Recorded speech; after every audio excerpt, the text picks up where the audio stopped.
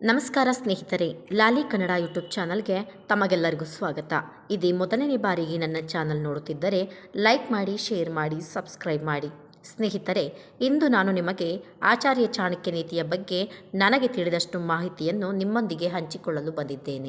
ಆಚಾರ್ಯ ಚಾಣಕ್ಯರು ತಮ್ಮ ಚಾಣಕ್ಯ ನೀತಿಯಲ್ಲಿ ಕೆಲವೊಂದು ವಿಚಾರಗಳನ್ನು ಇತರರೊಂದಿಗೆ ಹಂಚಿಕೊಳ್ಳಬಾರದು ಎಂದು ಹೇಳಿದ್ದಾರೆ. ಅದರಲ್ಲೂ ಈ 5 ವಿಚಾರಗಳನ್ನು ನಾವು ಯಾರೊಂದಿಗೂ ಹೇಳಿಕೊಳ್ಳಲೇಬಾರದು ಎಂದು ಹೇಳಿದ್ದಾರೆ. ಚಾಣಕ್ಯ ನೀತಿಯ ಪ್ರಕಾರ ನಾವು ಯಾವ 5 ವಿಚಾರಗಳನ್ನು ಯಾರಿಗೂ ಹೇಳಬಾರದು ಎಂದು ತಿಳಿಯೋಣ ಬನ್ನಿ. ಮೊದಲನೇ ವಿಚಾರ, ನಿಮ್ಮ ಸಂಪತ್ತನ್ನು ರಹಸ್ಯವಾಗಿಡಿ. ಬುದ್ಧಿವಂತ ವ್ಯಕ್ತಿಯು ಹಣಕ್ಕೆ ಸಂಬಂಧಿಸಿದ ವಿಷಯಗಳನ್ನು ತನಗೆ ಸೀಮಿತವಾಗಿರಿಸಿಕೊಳ್ಳುತ್ತಾನೆ. ನೀವು ಹಣಕಾಸಿನ ತೊಂದರೆಗಳನ್ನು ಎದುರಿಸುತ್ತಿದ್ದರೆ ಅದನ್ನು ನಿಮ್ಮಲ್ಲಿಯೇ ಇಟ್ಟುಕೊಂಡಿರಿ. ಯಾರೊಂದಿಗೂ ಅದರ ಕುರಿತು ಹಂಚಿಕೊಳ್ಳಲು ಹೋಗದಿರಿ. ಇನ್ನು ಒಂದು ವೇಳೆ ನಿಮ್ಮ ಬಳಿ ಅಧಿಕ ಸಂಪತ್ತಿದ್ದರೂ ಕೂಡ ಅದನ್ನು ಯಾರಿಗೂ ಹೇಳಲು ಹೋಗಬೇಡಿ. ನಿಮ್ಮ ದುಡಿಮೆ, ನಿಮ್ಮ ಸಂಪತ್ತು, ನಿಮ್ಮಲ್ಲಿನ ಹಣಕಾಸು ಸಮಸ್ಯೆ ಎಲ್ಲವೂ ಗುಟ್ಟಾಗಿರಬೇಕು ಎಂದು ಚಾಣಕ್ಯರು ಹೇಳಿದ್ದಾರೆ. ಎರಡನೇ ವಿಚಾರ, ನಿಮ್ಮ ಪ್ಲಾನ್ ರಹಸ್ಯವಾಗಿಡಿ. ನಿಮ್ಮ ಪ್ರಮುಖ ಯೋಜನೆಗಳನ್ನು ಯಾವಾಗಲೂ ರಹಸ್ಯವಾಗಿಡಬೇಕು. ಹಾಗೆಯೇ ಮೌನವಾಗಿ ಆ ಕೆಲಸವನ್ನು ಪೂರ್ಣಗೊಳಿಸಬೇಕು.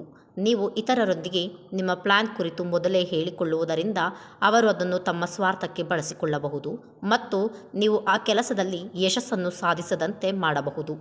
ಹಾಗಾಗಿ ನೀವು ನಿಮ್ಮ ಕಾರ್ಯದಲ್ಲಿ ಯಶಸ್ಸನ್ನು ಸಾಧಿಸದೆ ಯಾರಿಗೂ ಅದರ ಬಗ್ಗೆ ಹೇಳಿಕೊಳ್ಳಲು ಹೋಗದಿರಿ. ಮೂರನೇ ವಿಚಾರ, ನಿಮ್ಮ ದೌರ್ಬಲ್ಯವನ್ನು ಬಹಿರಂಗಪಡಿಸಬೇಡಿ.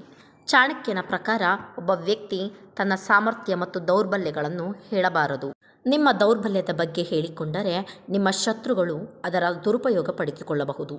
ನಾಲ್ಕನೇ ವಿಚಾರ, ತುಂಬ ಪ್ರಾಮಾಣಿಕವಾಗಿರಬೇಡ. ಚಾಣಕ್ಯ ನೀತಿಯ ಪ್ರಕಾರ ಅತಿಯಾದ ಪ್ರಾಮಾಣಿಕತೆ ಒಳ್ಳೆಯದಲ್ಲ, ಏಕೆಂದರೆ ಕೆಲವೊಮ್ಮೆ ಅದರ ತೊಂದರೆಗೆ ಕಾರಣವಾಗುತ್ತದೆ. ಪ್ರಾಮಾಣಿಕತೆ ಯಾವ ವಿಚಾರದಲ್ಲಿ ಎಷ್ಟಿರಬೇಕೆಂಬುದನ್ನು ತಿಳಿದುಕೊಂಡು ಪ್ರಾಮಾಣಿಕವಾಗಿರಬೇಕು. ಐದನೇ ವಿಚಾರ, ಸಂಪತ್ತನ್ನು ಹೊಂದಲು ಪ್ರಯತ್ನಿಸಿ. ನೀವು ಸಮೃದ್ಧಿಯನ್ನು ಸಾಧಿಸಲು ಬಯಸಿದರೆ ಚಾಣಕ್ಯನ ಪ್ರಕಾರ ನೀವು ಸಂಪತ್ತನ್ನು ಸೃಷ್ಟಿಸಬೇಕು. ಪ್ರತಿಯೊಬ್ಬರೂ ಶ್ರೀಮಂತರನ್ನು ಪ್ರಶ್ನಿಸದೆ ಗೌರವಿಸುತ್ತಾರೆ ಮತ್ತು ಅವರ ಮಾತುಗಳನ್ನು ಕಣ್ಣು ಮುಚ್ಚಿಕೊಂಡು ನಂಬುತ್ತಾರೆ. ಈ 5 ವಿಚಾರಗಳು ಚಾಣಕ್ಯರು ತಮ್ಮ ಜೀವನದಲ್ಲಿ ಅಳವಡಿಸಿಕೊಳ್ಳಬೇಕು ಎಂದು ಹೇಳಿದ್ದಾರೆ. ಮುಂದಿನ ವಿಡಿಯೋದೊಂದಿಗೆ ಭೇಟಿಯಾಗೋಣ. ನಮಸ್ಕಾರ ಸ್ನೇಹಿತರೆ.